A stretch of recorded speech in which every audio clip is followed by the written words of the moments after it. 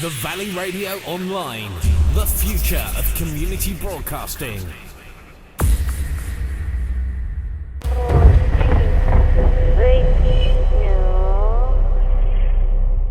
Last time on Haunted Bridgnorth. Please control magnificent sidewalk areas.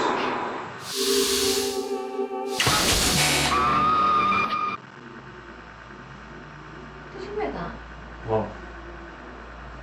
Can you hear that? What is it? It sounds like, you know, kind of like that sort of noise. Can you tap on the floor? Can you copy me? Can you do this, please?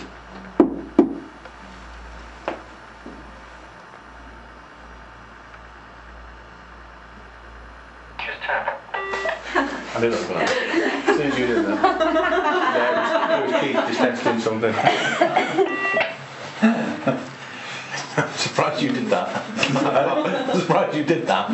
Why? Because there's people a bit loud. No, I thought they were on the ground floor. No. Take two.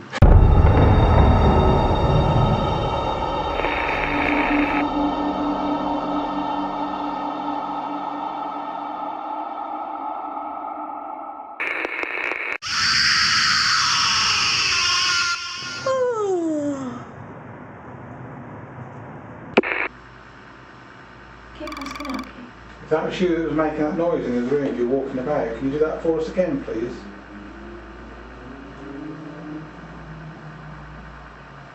Let us hear you walk about or rustle your clothes, that's what you're doing. Can you not hear it? I can hear it from here. Can you hear it? Unless it's downstairs and then.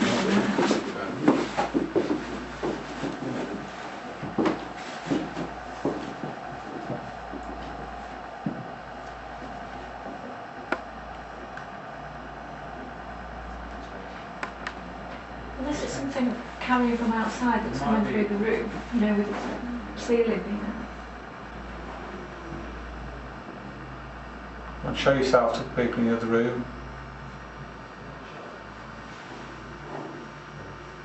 Make a sound.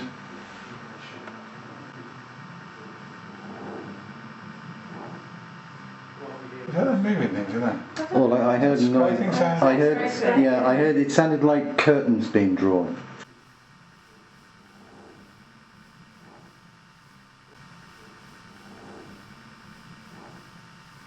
Phil, have you got radio? Yeah. Can you just radio and ask them if they've, like, closed some curtains or dragged something?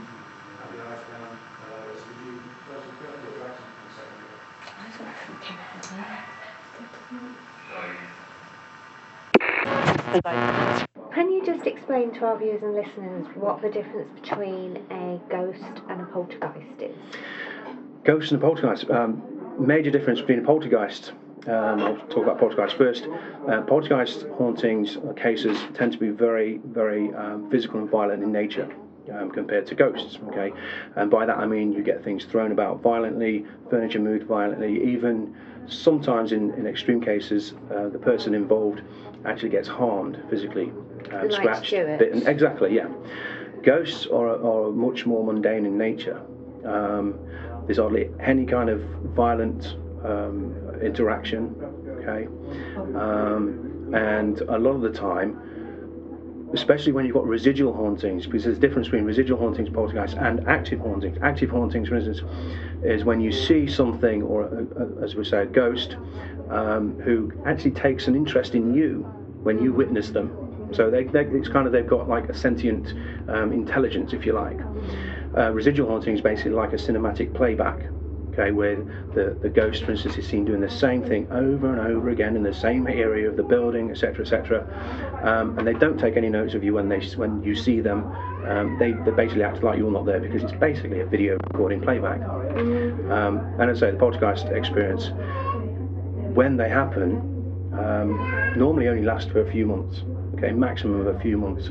Very rare cases you get them happen for a lot longer, but normally the situation with poltergeist is it's active over a few months, violent activity, physical activity, and in extreme cases the person involved can get harmed, and that person that normally gets harmed is what's known as the focus. It's always one person that the situation is made worse around with a poltergeist. Does a poltergeist then, would you say, sort of generally be more attracted to somebody of weak energy rather than high energy? It's, say, somebody that's a bit more depressed or more prone to anxiety, things like that? Poltergeist situations normally tend to happen around the younger generation, teens, for instance, or people that are going through a very traumatic experience. Again, looking from a scientific point of view, there are people that think that actual poltergeist activity is created from this person who's going through the turmoil experiences, created via their own mindset or their own brain situation and activity. So the brain, if we kind of take the brain as a computer, when we as physical people get emotional and upset, we kind of tend to lash out and bang your fist on the table and go, damn, you know, that kind of thing, and lose your temper. If that is going on in the brain and you don't actually release it in a physical outburst, there are those that think that subconsciously your brain will give out an outburst of energy as a release, which could cause poltergeist phenomena, moving things, people getting slapped, that kind of thing. Do poltergeists work through electricity more so than ghosts, or do ghosts and poltergeists work through electricity? That's a situation which needs to be looked at more seriously, because we don't know on a scientific level as such that ghosts actually use any kind of electricity. We don't know what ghosts use to appear or manifest, so you can't really answer that question. Okay, lovely. Well, maybe it'll lead on to my next question, which is what measurable physical effects can a ghost cause in an environment? Things like cold spots. Yeah. Again, this is all kind of we use our favourite buzzword, theory. So it's all theories. People would suggest that when ghosts manifest, there is a cold spot. Why would there be a cold spot? Well, for instance, again, one of the theories is that ghosts use energies of the environment to manifest or cause paranormal activity. One of those energies being warmth. Okay, so if you take something in an area that absorbs warmth, there's going to be a cold spot because the warmth is being absorbed from the area. Okay, that's one reason why supposedly you might get a cold spot. You also kind of get the hairs on the back of your neck stand up, like somebody's standing right next to you or looking at you. That might be, again, theoretically, a spirit or a ghost standing next to you or trying to touch you, etc., etc. And of course, there are instances where objects do get moved. Okay, objects vanish only to appear in different areas of the room, and that kind of thing. There's no need to be shy. You can come forward and do something for us. It's what we're here for. We want to just know about you. We're just curious.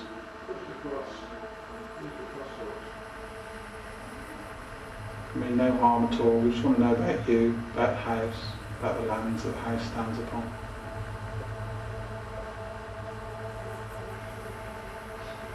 It's you that's seen looking out of the window. Is it this window that people see you standing in?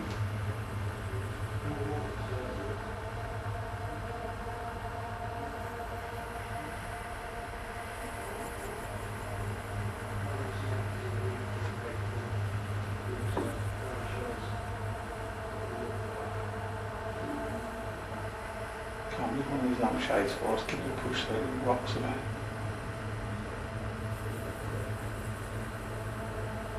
Somebody else might call out sometimes. I respond to female voices.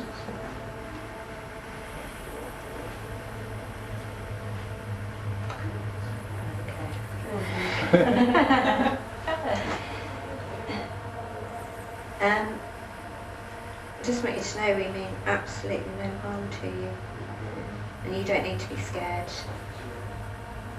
And we're not going to be here forever. We just want to come and say hello, really. We're not coming to invade your space. Whoa.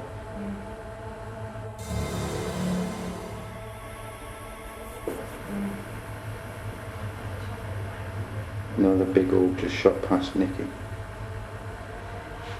We just want to say hello and contact you and just see if you need any help with anything.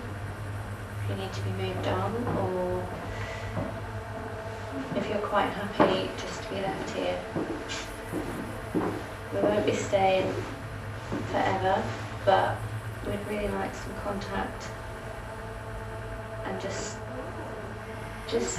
communicate with us if you can. Just reach out and communicate with us.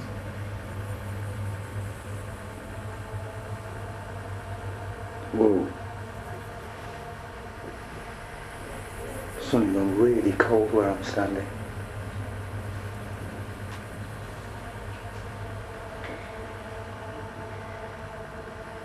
Are you worried about John and his camera? I am. John's camera's not here to harm you, it's just here to see if we can just pick up anything from you.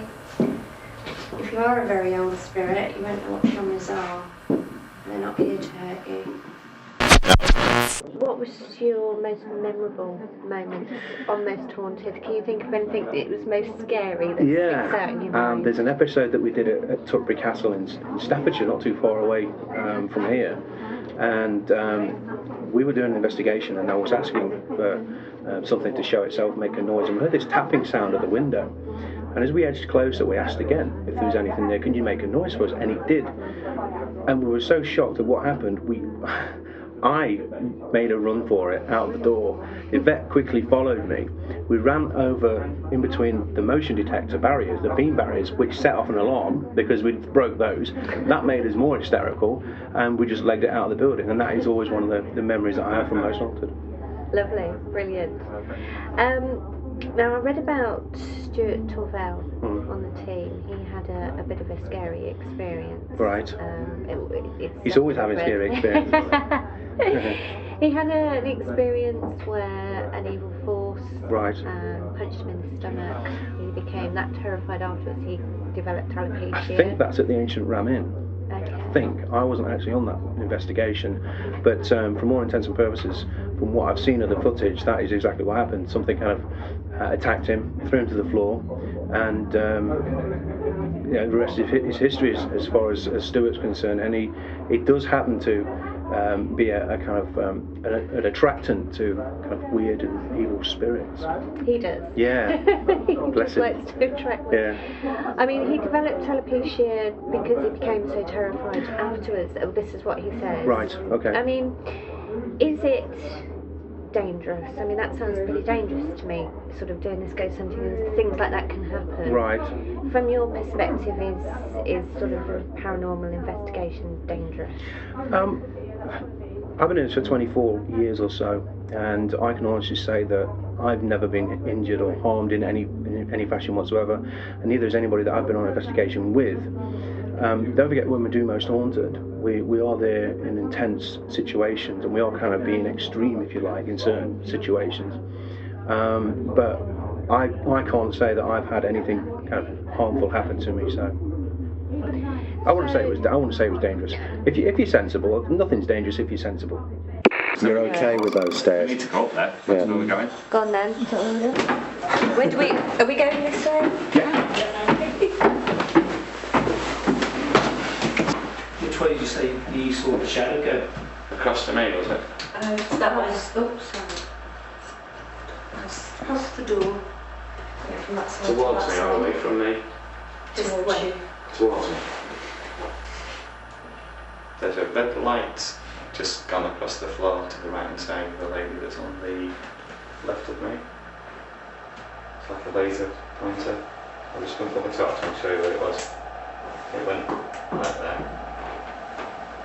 Nikki, I'm going to give you a different torch. No, it's not. I shouldn't have given you that torch. It's not, my torch is in my hand, it's seriously not me. And why did I do that? We do see coloured lights occasionally. Paul. God, my God. That again, guys.